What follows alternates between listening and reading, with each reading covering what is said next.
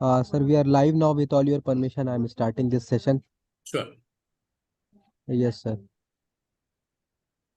A very good evening, everyone present here. I welcome all the participants on today's session.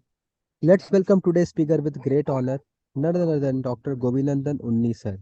Let me share some of the achievement of sir. Sir has done MBBS, MD, DM in Professor of the Department of Cardiology, Medical Director at Jubilee Gurdwara Jubilee Mission Medical College and Research Institute, Thrissur. And today's session topic is hypertension, how to measure and how to treat and when to treat. By taking not much time, I would like to invite sir and hand over this session to sir. Over to you, sir. Kindly proceed from here. Okay, my dear friends, my topic today will be hypertension, how to measure, how to treat, and when to treat. I will be only going into the basics of hypertension. I will not be going into anything very complicated. Let me start with how to measure. Well, normally all of us measure in our office, in our clinic, and that is known as the office BP or the clinic BP. But then you can also measure out of the office, and that is known as out of office BP measurement. Out of office BP measurement can be the home blood pressure monitoring, where the patient takes his own blood pressure or his relatives maybe take his blood pressure. And ambulatory blood pressure monitoring, where a machine is connected to the patient, an ambulatory blood pressure monitor is connected, which checks the blood pressure maybe every 1 hour throughout 24 hours. And now there is a newer setup known as the automated office BP measurement, which takes the BP in the office, but it is automated. I'll come to that later. So the question will be why we need all these measurements of BP. Well, the office blood pressure, if I show you this slide of a horse race and ask you to tell me, to comment about this horse race, I'm sure all of you will say what nonsense, because with just one snapshot, how am I going to comment about this horse race? The horse which is at the back, maybe at the front in another 5 minutes time, and the horse that is in the front, that white horse, maybe way behind in another 10 minutes time. So you cannot comment on a horse race just by seeing a snapshot. Blood pressure, similarly, is a varying, fluctuating phenomenon. It varies by day and night. It varies from hour to hour. When you measure the office BP in your clinic, all you are getting is a snapshot BP measurement. That is the biggest disadvantage of the office BP measurement. It does not take into account the fluctuations in BP level, which are now considered very, very important. BP does fluctuate. It is not a stationary thing. In fact, if you look at all patients who have hypertension, whether treated or untreated, about a quarter have white coat hypertension. I'm sure you all know what is white coat hypertension. White coat hypertension is when the office BP is high, but when you take it at home, it is normal because the patient is anxious seeing your white coats. So that is the blood pressure that is high because it is taken by the doctor. It was considered benign for a long time, but we now know that it is not really benign, even though pharmacological treatment is not advised for white coat hypertension. They require follow-up because most of them finally end up with sustained hypertension. So that is benign, no need of treatment, but has to be followed up. Similarly, another 20% have masked hypertension. Masked hypertension is when your office BP is normal, perfectly normal.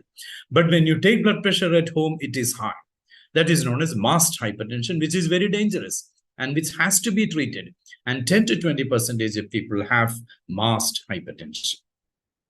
And then the office BP measurement, the snapshot BP measurement cannot capture the variability in BP levels. And now we have data that the BP variability is a substantial risk for coronary artery disease. And last but not least is the nocturnal blood pressure, which is now considered most important. That is the baseline BP when you are sleeping, when you have no worries, no sympathetic stimulation. That is the nocturnal BP. And that correlates with event rate, whether it is cardiovascular or cerebrovascular event rate, more than your office BP. So that also you don't get when you take an office blood pressure measurement. Now, if you look at this picture where the office BP is plotted in the x-axis and the ambulatory BP is plotted in the y-axis, when both are normal, it is normotension, no problem, absolutely normal. And when both are high, it is sustained hypertension, again, no problem, no confusion.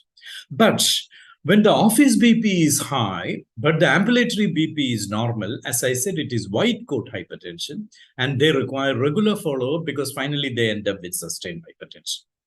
Whereas when the office BP is normal, but the ambulatory BP is high, it is masked hypertension.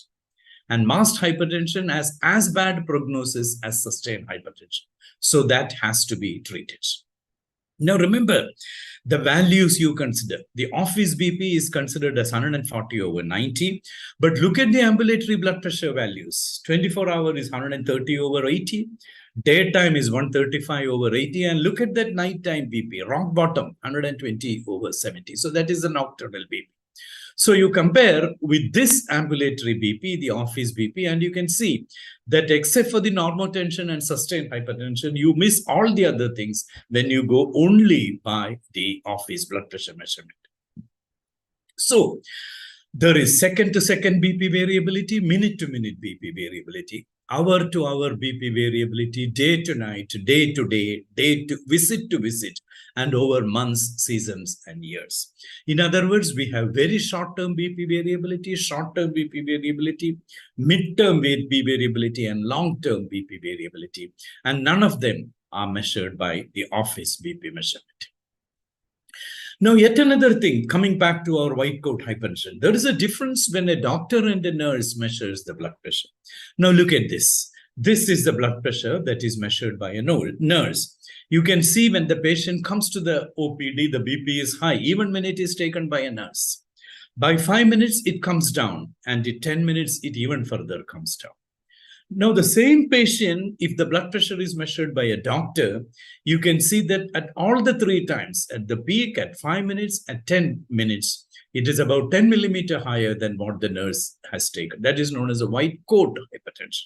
Now, if the patient has taken the BP on his own at home, even the nurse's BP will be higher than the home blood pressure measurement. That is, so you can now know that there is not only a white coat hypertension, there is even a white skirt hypertension. The blood pressure is high even when the nurse measures it. Well, forget about all those things. What about measuring BP in the office? Are we really measuring BP in the office correctly? I'm sure most of us are not measuring BP correctly. Let me tell you some of the things which you have to be careful when you check the blood pressure. Number one, have the patient relax, sitting in a chair, feet on the floor, back supported for more than 5 minutes. Most of us have less than 5 minutes to see one patient. That is how busy our OPDs are. So how can you measure a proper BP? Most of us have the patient sitting on a stool, so there is no back support. That is another problem. Neither the patient nor the observer should talk. Again, problem. The patient usually continues to talk unless, of course, you put a thermometer into his mouth. Otherwise, usually the patient starts talking. Remove all clothing covering the location of the house. Virtually impossible in a woman. Virtually impossible in a woman. Patients sitting or lying on an examination table do not fulfill this criteria because the legs will be dangling, the feet will not be on the floor, there is no backrest, etc. So it is not correct to measure BP either when the patient is sitting or lying on the examination couch. Quiet room. Just imagine how many hospitals in this country have a quiet room that is available. I think it must be very, very, very few. No food or smoking for 30 minutes prior to measurement. So a lot of criteria to be satisfied when you check a patient's blood pressure. And the device has to be calibrated periodically. Hardly any centers to calibrate the BP apparatus in many of the places in India. So that is another problem. At the first visit, record BP in both arms and note the BP that is higher. Note the arm that gives the higher readings and note it down so that next time you are going to measure in the same arm as the higher BP. Note the time of the most recent BP medication so that you will know the relationship between BP medication and the blood pressure that is measured. And provide the patient readings both verbally and possibly in writing also. So this tells us all those things which we should do, but unfortunately, most of us are not doing. The back should be supported. The feet should be on the floor. There should be no talking during and between measurements. A right cuff, which is small, usual, or large, depending on the patient's size. Arm bare, resting, mid-arm at the heart level. a validated electronic upper arm cuff or manual auscultatory. And finally, quiet room, comfortable temperature, no smoking, coffee, exercise for 30 minutes, empty bladder, relax for 3 to 5 minutes, take 3 measurements at 1 minute interval and use the average of the last 2, because the first one will be high. Again, something like a white coat effect. Now, what about home BP measurement? Now, when you measure BP at the home, again, these conditions has to be satisfied. But it will be much more easier to satisfy these conditions at home. That is the advantage of home BP measurement. 5 minutes rest, 30 minutes without smoking or coffee, seated, back supported, arm rest present, correct cuff bladder placement, immobile, legs uncrossed, not talking, relaxing. Repeat reading at 1 to 2 minute intervals, and if the device does not have a memory, write it down. So almost similar to office BP, but more practical when you are at your home and you have your own machine. It is much more practical to satisfy these criteria. And then how often do you measure home blood pressure apparatus, home blood pressure monitoring? Well, when you assess initially, or when you assess the treatments, or when you come before the follow-up to a clinic or each visit, the recommendation is that you should have 7 days of measurement, each measurement being twice, 2 measurements for each session, morning and evening readings per day, before drug intake and before eating.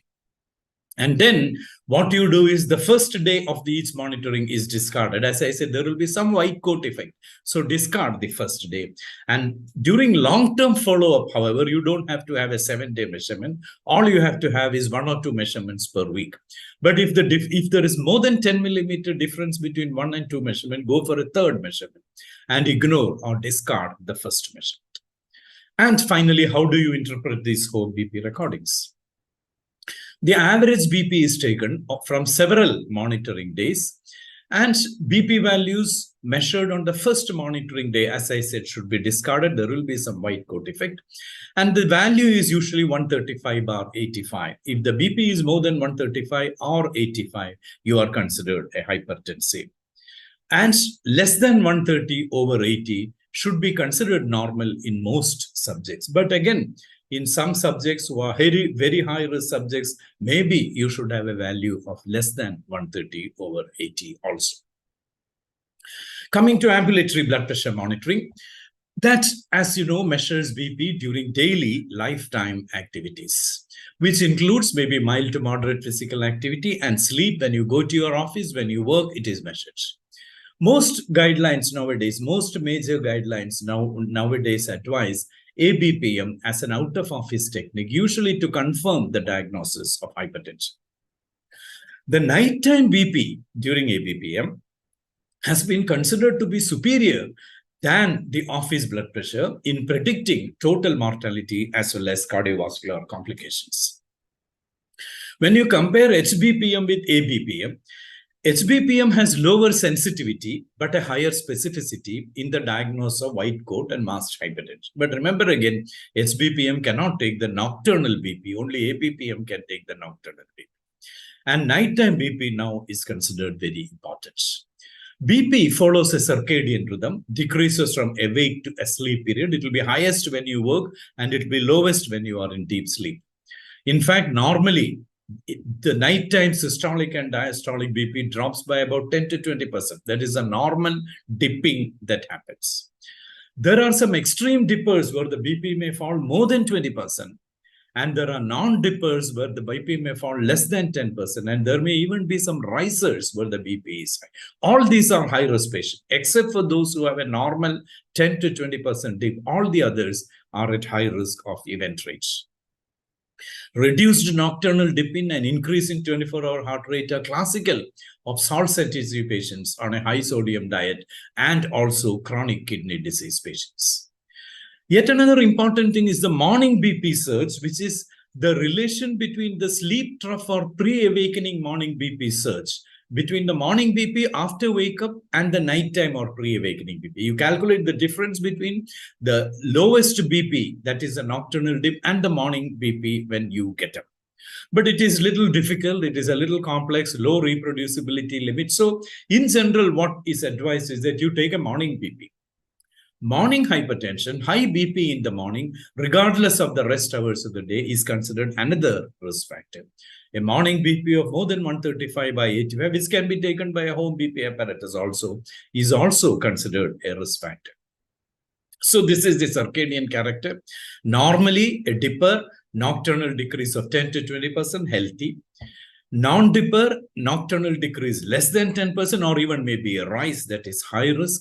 And extreme dipper or over dipper, where the nocturnal decrease is more than 20%, who are also at high risk for event rates.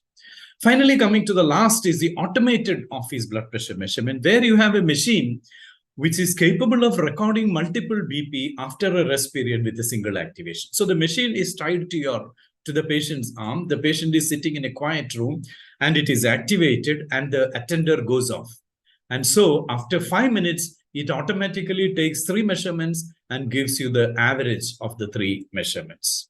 So that is the AOBP. It can be performed with the staff present. That is called attended AOBP. But unattended AOBP is even more better because, as I said, it prevents not only white coat hypertension, it even prevents white skirt hypertension. The small rise when it is a nurse, even that is avoided in AOBP. And there are studies to show that AOBP is as good as home BP or ambulatory blood pressure monitoring. So maybe the best thing to do is an automated office blood pressure measurement. That is coming more and more into the picture. Now, if you compare the various levels, you can see the office BP. If you look at the home BP, you can see at lower levels, they are same as office BP. But as the office BP goes up, the home blood pressure actually is lesser because of the white coat effect. The daytime ABPM is similar to the home blood pressure monitoring, but look at the nighttime ABPM, rock bottom, 100 over 65, and it increases like, and then the average BP is the ABPM average, that is the ratio between whole day, daytime and nighttime BP. So when you have an office BP of 160 over 100, your nighttime BP is likely to be only 140 over 85. So that is the importance of ABPM. However, remember that all major clinical trials so far, evaluating the efficacy of pharmacological drugs in reducing BP have measured office BP, except the SPRINT trial, which used AOBP. All other trials have used office blood pressure. Pharmacological treatment of hypertension, is the most evidence-based and cost-effective medical intervention with clear benefits in morbidity and mortality. But all these conclusions are made using the data obtained from standardized measurement of BP levels at the office, except, as I said, in SPRINT, where the AOBP is. So, office BP is going to stay. Office BP has the best evidence backup. Current guidelines, hence, recommend treatment initiation and adjustment based on office BP measurements. When uncertainties exist, of course, go for an ABPM or a home blood pressure monitoring. It is true that you may be missing quite a good of white coat hypertension and masked uncontrolled hypertension, no doubt about that. For that, maybe you should shift to the automated, unattended office BP. So that is probably the final end of the story as far as blood pressure measurement is concerned. So let me tell you now that home blood pressure measurement is now currently recommended as the best method for long-term follow-up. You have diagnosed, you have started treatment, and how to follow up. The best method is home BP blood pressure measurement. Whereas to diagnose hypertension, to exclude white coat, to exclude masked hypertension, the best option as at present will be ambulatory blood pressure monitoring. And what about office BP? Office BP is best for screening for hypertension. So you do an office BP. If you find it is high, you get an ABPM and confirm it is high blood pressure. And long-term follow-up is by HBPM or home blood pressure monitoring. Let me now come to the second aspect of my talk, that is when to treat. The problem with when to treat is that the guidelines differ. This is the European Society of Hypertension, and you can see the hypertension is defined as 140, grade 1 is 140 and 90. Above that is hypertension. Now cross the Atlantic and goes to the US, and you can see 130 to 139 is already stage 1 hypertension. And now you look at the 2020 International Society of Hypertension guidelines. Again, it is 140 and 90, which is hypertension. Now, why this variation? Why is it that different societies give different definition of hypertension? That is because the association between BP and cardiovascular outcome is continuous. Even between 100 and 120, there is an increased risk in patients with 120. There is no BP level above which cardiovascular risk would suddenly rise. And so we have arbitrary values, all man-made, for convenience and uniformity. What is actually required is to find the benefit-risk ratio. What is the benefit of treating versus the risk of treatment? The risk of treatment, remember, includes the adverse events of the drugs as well as the cost of the drugs. So that actually should define at what level to treat. And that will obviously vary from patient to patient, from individual to individual. And also the drugs, as new drugs come, as the risk of drug treatment comes down, naturally the level of blood pressure to which treated also comes down. Or in a high-risk patient where the benefits are much higher, again, the blood pressure will be lowered down. Whereas in a low-risk patient, maybe you can allow a little higher BP because the risk is low. Or a patient, elderly patient, for example, 90-year-old patient, where the risk of fall, postural hypertension is high, you may have to opt for a higher BP. So everything should be individualized. What is the benefit and what is the risk? And that is how you decide when to treat.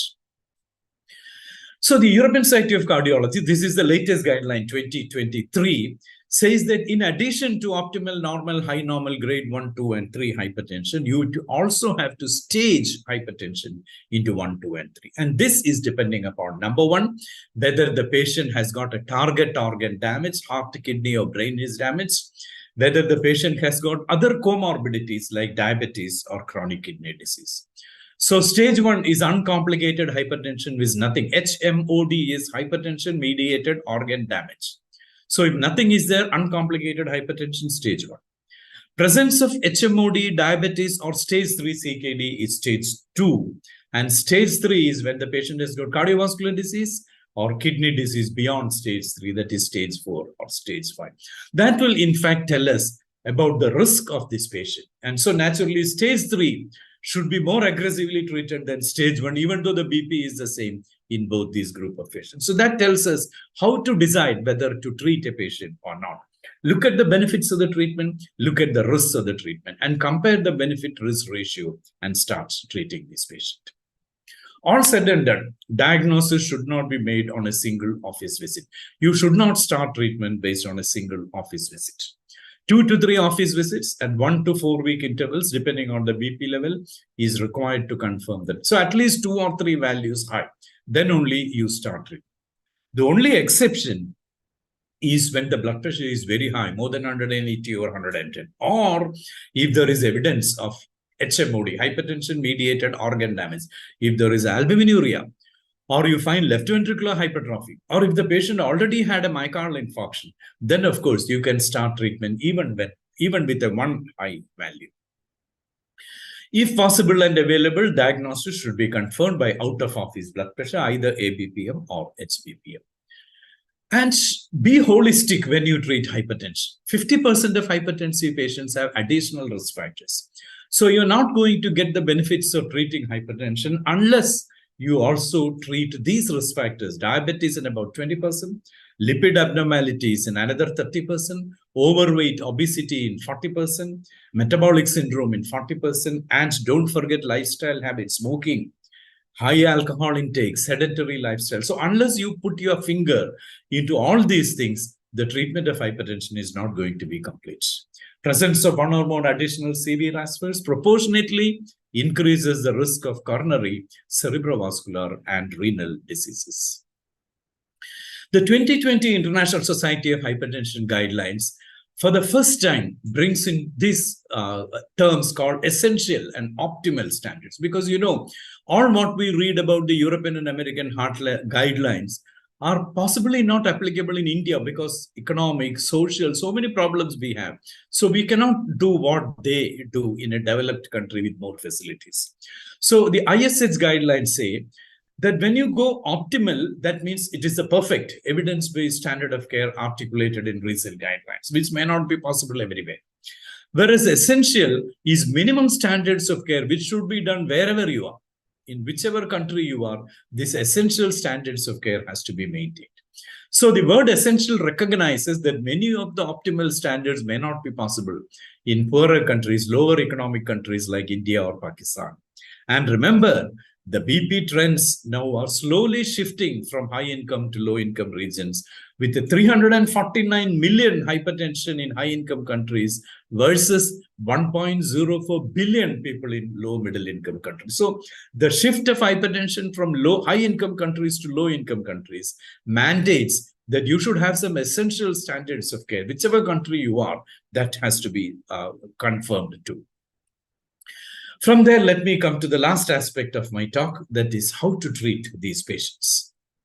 Well, non-pharmacological treatment is at the top because there are no risk factors, no cost, free. So that should, of course, come number one, which includes weight loss. Very, very important. Again, all these lifestyle modification not only reduces blood pressure, but also has benefits in other cardiovascular risk factors like diabetes or dyslipidemia. Reduce dietary sodium, increase potassium, basically by increasing fruit intake. A heart-healthy diet, the DASH diet, dietary approach to stop hypertension, which is basically high-fiber diet with low saturated fat, physical activity, and prevent abuse of alcohol. Moderate is fine, but not excessive alcohol. Each of these interventions reduce systolic BP by about 5 millimeter in a hypertensive and 2 to 3 millimeters in those without hypertension. It is important because there is a 1 millimeter reduction in blood pressure for every kilogram weight loss. So 10 millimeter reduction in weight, 10 kilogram weight reduction will lead to a 10 millimeter fall in BP. Sodium intake, the optimal target is 1.5. And the average Indian takes about 4 or 5 grams of salt. In fact, we have done a study in Kerala and found that the average Kerala, it is taking about 14 to 15 grams compared to this 1.5 gram that is actually required. So salt intake is very important.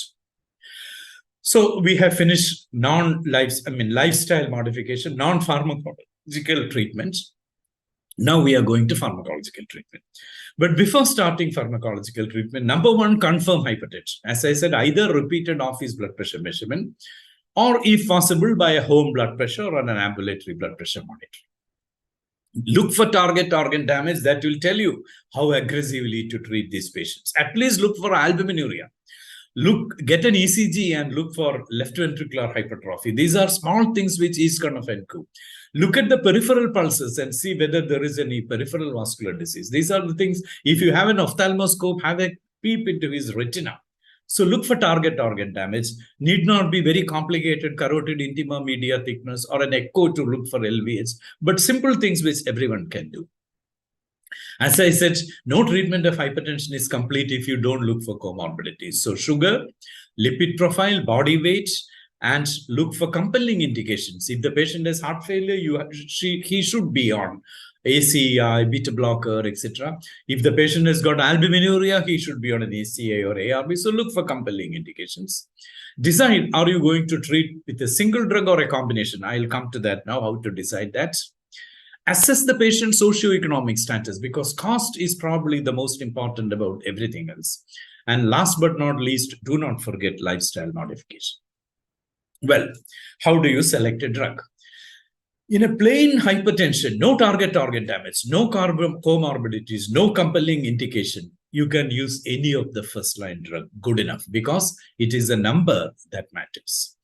For the same BP reduction, some drug may be better than other in some situation, in some patients. But in general, what is important is the patient preference, cost, and side effect profile, because that determines whether the patient is going to take the drug. After all, most important is that the patient should take the drug.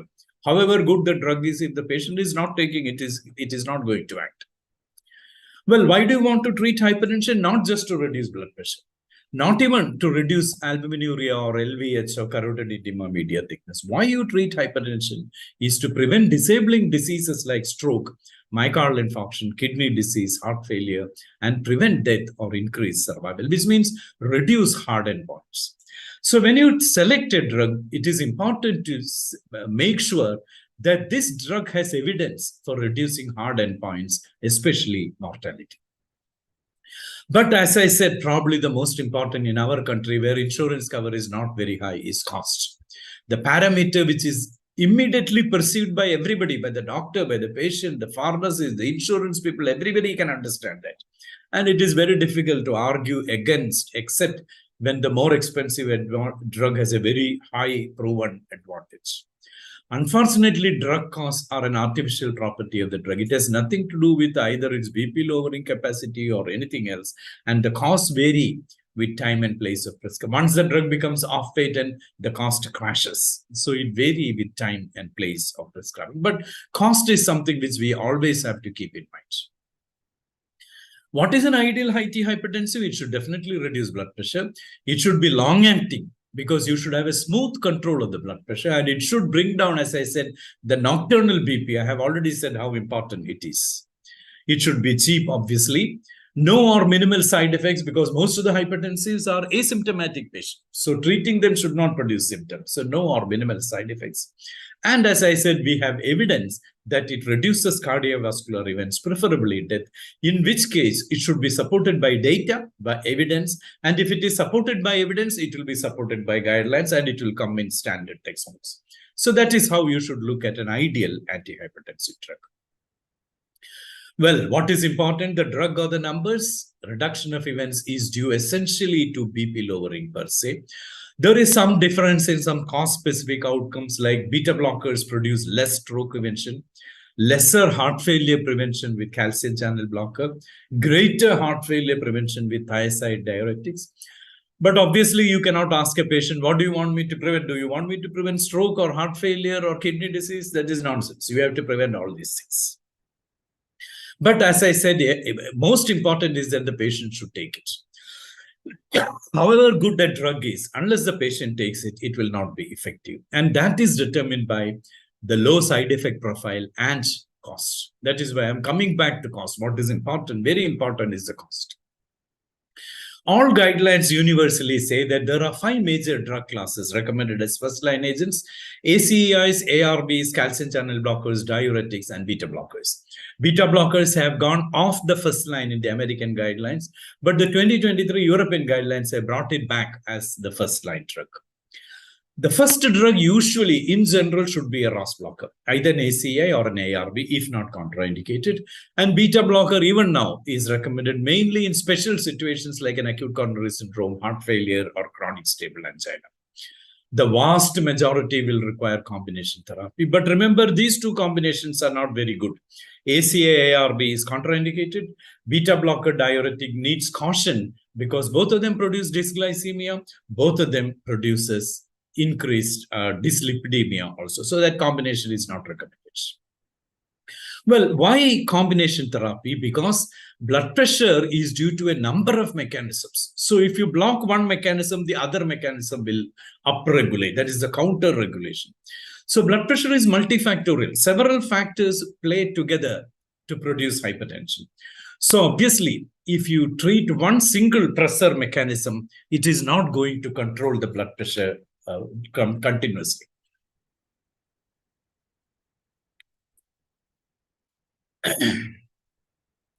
And so the combination therapy is now recommended. A low dose combination therapy is preferred because when you give two drugs which have a low dose, the compliance will be good, of course, because you have to take a single drug. The cost will be also low in general rather than two drugs separately. And the side effects will be low because you are giving only small doses. And the effect on reducing BP will be higher because you are giving two drugs acting at two different sites. Let us look at this example of hydral acid. If you give hydral acid, for example, you can see as you go on giving hydral acid, the BP starts rising because the vasodilatation stimulates sympathetic nervous system. Now, at that point of time, you give a beta blocker, you can see that the BP is crashing. So that is why combination therapy is now considered very, very important. So this is the 2023 ESC guidelines. Initiation of therapy with a two-drug combination is recommended for most hypertensive patients. The preferred combination should comprise either ACE or ARB with a calcium channel blocker or a diuretic. That is the combination. Other combinations can be used, but this is the preferred combination. Now, what about mild hypertension? You can see if you look at the death rates, the maximum death occurs in stage 4. Severe hypertension. But at the same time, if you look at the population, the maximum number of people are in stage 1 hypertension. With the result that if you look at the number of people who die of hypertension, they are more in stage 1, because obviously stage 1 is large number of people are there in stage 1. That is why even stage 1 now people advise that you can give a combination therapy and treat aggressively. Let me come back to this 2023 guidelines. So this is what they say: 5 drugs, ACE or ARB, diuretic, calcium channel blocker, beta blocker, a combination. And you can see these green lines. These are the preferred combination: diuretic, ACE, ARB, or calcium channel blocker. Beta blockers, of course, can be used as monotherapy or at any step of the combination therapy. So start with a dual combination therapy in most patients, preferably small dose dual combination therapy, and then up titrate to a maximum well-tolerated doses. And then if it is still not controlled, go to triple therapy. Preferably, it should be a once daily single pill combination, and add further drugs if needed. Always prefers to use a single pill combination at any step. If these 5 drugs, the BP is not controlled, you can go for mineralocorticoid receptor antagonist like an aldosterone. If there is renal failure, you may have to shift to a loop diuretic. Alpha-1 blockers, centrally acting drug, vasodilators are additional drugs where the data on reducing morbidity and mortality are much less. And then there are special drugs like ARNI, which you give in heart failure, SGLT2 inhibitors, which you give in diabetes as well as heart failure, and non-steroidal MRA, that is the filneron, which you give when there is albuminuria. Let me again go back to the 2023 guidelines. BP lowering should be prioritized over the selection of specific antihypertensive drug classes because treatment benefit largely originates from BP reduction. 5 major classes, ACE, ARB, beta blockers, calcium channel blocker, and diuretics, have effectively reduced BP and cardiovascular events in randomized controlled trials. So these drugs and their combinations are recommended as the basis of antihypertensive treatment strategies. So remember these 5 drugs. Initiation of therapy with a 2-drug combination is recommended for most patients. And the preferred combination is a RAS blocker with a calcium channel blocker or a diuretic. So ACE or ARB with a calcium channel blocker or a diuretic.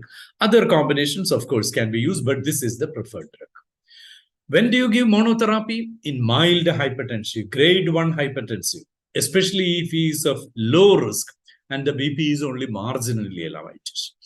Or in patients who are not hypertensive but high normal but have a very high risk. Again, you start with a monotherapy. And of course, in advanced age, frailty, where the risk of fall is there, you start with a single drug. Use of single pill combination should be preferred at any treatment step. That is during initiation of therapy with a 2-drug combination or at any other step of treatment. So single pill combinations are always preferred. So this is how you go. Start with a single pill combination. Step 1, 2 drugs. Step 2, again, preferably single pill combination, triple combination. And step 3, if the BP is not controlled, add further drugs. So step 1, dual therapy in most patients, which is preferred drugs are ACE or ARB is there, plus either calcium channel blocker or a diuretic. Start with small dose, increase to full dose if well tolerated, and up to 60% of all hypertensives will be controlled with this dual combination. If it is not controlled, go to the triple combination, ACE or ARB plus calcium channel blocker plus diuretic. Again, increase the dose to full dose if well tolerated, and more than 90% will be controlled with this combination. If it is still not controlled, that is known as the resistant hypertension, true resistant hypertension, which is about 5% of patients. You may have to consult a hypertension specialist in patients who are still not controlled. But in general, it is considered now that the 4th drug to be given is spironolactone. That is an mineralocorticoid receptor antagonist. So I would advise that you can add a 4th drug, aldosterone, if potassium is normal, and then refer to a hypertensionologist for control of blood pressure. Beta blockers definitely can be added as monotherapy at any role of combination therapy. Last but not least, do not forget statins. If the patient's high risk, if the patient has got a cardiovascular risk which is very high, for example, he's a diabetic, or for example, he has albuminuria, or left ventricular hypertrophy, these patients require statins. So do not forget statins. It is an essential part in the risk, in the reduction of risk in patients with hypertension. But aspirin is controversial. Nowadays, the question of aspirin in primary prevention is being increasingly questioned. So maybe one should not give aspirin except when there is established atherosclerosis. When you can define, or when there is evidence of established atherosclerosis, aspirin should definitely be given. But if there is no established atherosclerosis, it is preferable not to give aspirin. It only increases the bleeding. The benefits are not high. But statins, don't forget statins. So I conclude here. Thank you very much. If there are any questions or comments, you are always most welcome. Thank you so much, sir, for giving out your valuable time and sharing your knowledge on this topic and making this session informative one. I definitely think this session knowledge is going to help all the participants on their practice also. Sir, I have received some questions, sir. If you allow, with all your permission, shall we take this question? Yeah, sure. The first question is from Dr. Sanjay, and he is asking, sir, how crucial is to understand technique for blood pressure measurement in clinical settings, sir? No, it is very important because, as I said, even small decrease in blood pressure or increase in blood pressure can make a lot of difference. You will be treating a lot of patients unnecessarily if you forget about white coat hypertension, or if you are not using the proper cuff. So blood pressure measurement, technique of blood pressure measurement is very, very important. The only question is, who has the time in a busy OPD in India? Unlike the West, in a developed country where a doctor sees only maybe 8 or 9 patients a day, we see 50, 100 patients a day. So how will we make the time? That is a big question. I don't have an answer. I think the public health experts should come forward and make sure that blood pressure. This question was asked to the chairman of the joint of the American College of Cardiology, who brought out the American guidelines and these techniques, and his answer was very interesting. He said, if you are going in a flight and the pilot says, well, I am a little sleepy today, I am very busy today, so I may be cutting some corners, I may not be following all laws, will you go in that flight? You will definitely not go. Or if you are going in a car and the driver says, I have not slept yesterday, so maybe I will not be very confident, will you go in that car? You will not go. Or when you go to a laboratory and the laboratory people say, I will check your blood, but it may not be perfect because my machine is not very correct, something like that. Are you going to treat based on that values? And remember, more patients die of hypertension than people who die in flight accidents or because the laboratory values are wrong. So it is important. But how to do it? I don't know. Unless you cut down your patient population, either is very difficult, or you should go for an AOBP, automated office blood pressure. Thank you so much, sir, for explaining with very good example, sir. I hope that doctor have received his answer. Moving forward, I can see another question from Dr. Shruti, and she is asking what factors should be considered while determining the appropriate target for blood pressure control in individual patients. Yeah, the control in general is considered to be 130/80. Even though European Society of Cardiology says that you start treating above 140/90, they say the value that you have to aim at is 130/80. So I think in general, the value you require is 130/80. And if the patient is tolerating the BP of 130/80, maybe you can go even further down. But less than 120 is not in general recommended. Most people believe that between 140 and 130 is good in the vast majority of patients. And if the patient is tolerating that BP, you can very well go to between 130 and 120. So it depends upon the risk of the patient as well as if the patient is tolerating this BP. Thank you so much, sir, for answering this question. I hope that Dr. Shruti has received his answer. Sir, I can't see, sir, any more question. I hope that you have done justice to this topic and you have presented really well, sir.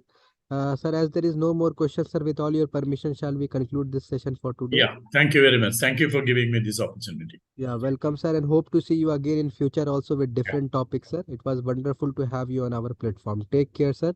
Happy New Year in advance and Merry Christmas, sir. Bye. Thank you. Happy New Year and Merry Christmas.